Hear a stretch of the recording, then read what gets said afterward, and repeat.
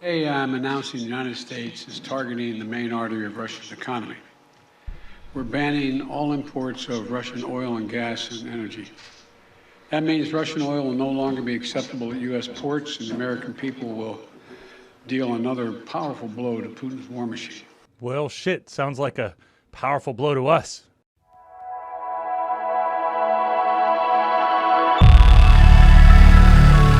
What's up, guys? Jordan here, and gas prices have went up. They've went up tremendously. I think I was listening to the radio earlier, and they said that the gas prices are higher than they've ever been, and they are crazy high.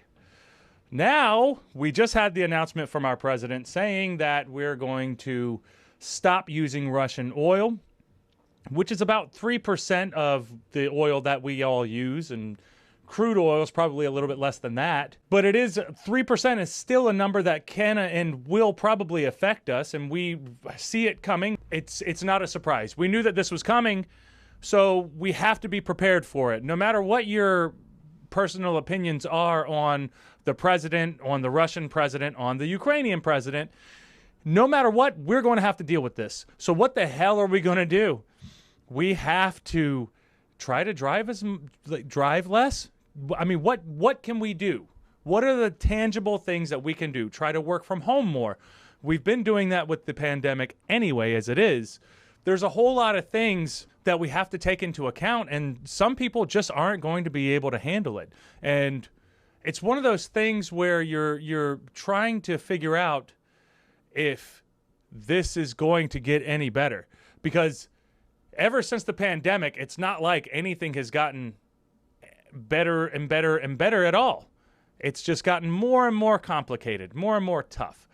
And now it's going to get a little more tough because the gas prices are not going away. Hopefully they can figure out a deal with either Iran, Saudi Arabia, or Venezuela, none of which we have great relationships with, but maybe we can come up with some type of a deal to where it'll alleviate some of the gas prices. But I do have a feeling that not only are the gas prices going up, but the inflation is going up, everything's going up, everything's going to get a lot harder for everyone. So we're going to have to start figuring out different ways of how we're going about our lives. What are some of the things that we can do? Do we need to start collecting rainwater? Do we need to do we need to stop using so much energy? Because is that next? Is that the next thing that's going to be going out on us? We already see the supply chain having issues because of COVID. Now it's going to have issues because of the war. It's almost as if the doomsday preppers weren't so crazy. Now, I'm not saying they were completely logical in what they were doing and saying, but at a certain point, you have to give it to them.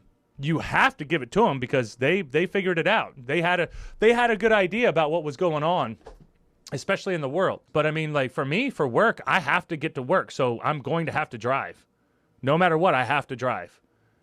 And I have to drive everywhere. Like everything that I do, there's no way that I could sit at home and stay home. I have to get out and go. So things are going to be a lot tighter for me, and I'm sure that it's going to be for everyone else. Hopefully we're going to be able to find a way out of all of this, but it's not like it's in any of our hands. All of these cards are being dealt, and all we can do is react to what we're seeing on our phones and on the television. So now we know the gas prices are going up. We know everything's going to be going up. We know that things consistently keep escalating in Russia and Ukraine.